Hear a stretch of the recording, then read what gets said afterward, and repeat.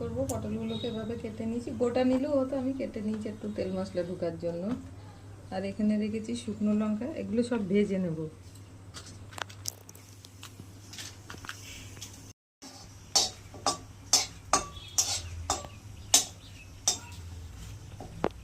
চাল মগজ নিয়েছি, পোস্ত নিয়েছি, আদা আর গোটা গরম মশলা, এগুলো ভেজে নেব। তো গোটা গরম মশলা, আদা, এটাও ভেজে নেবো অল্প।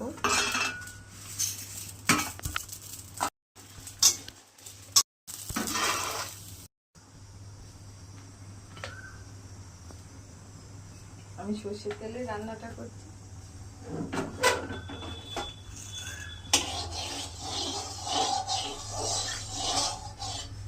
মশলাটা বেটে নেব।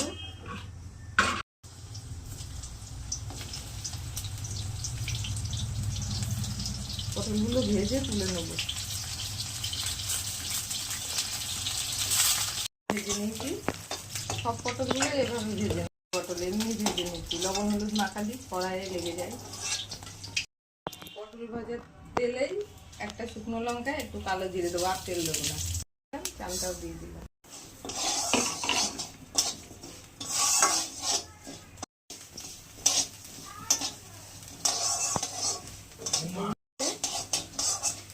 এবারে মশলাটা দিয়ে দিলাম, মিক্সারে বাটিটা দিয়ে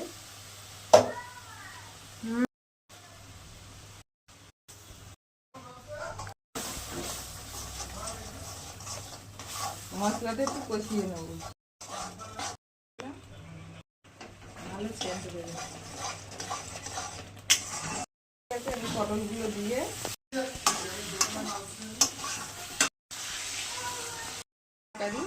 গোবিন্দভোগ চালটা দিলে একটু ভালো টেস্ট লাগবে, তার জন্য দিয়েছি। একটু মনে হবে যেন ভোগের প্রসাদ, ভোগের প্রসাদ। এটা নিরামিষ রান্না করলাম, ভোগের প্রসাদের মতোই হবে টেস্ট।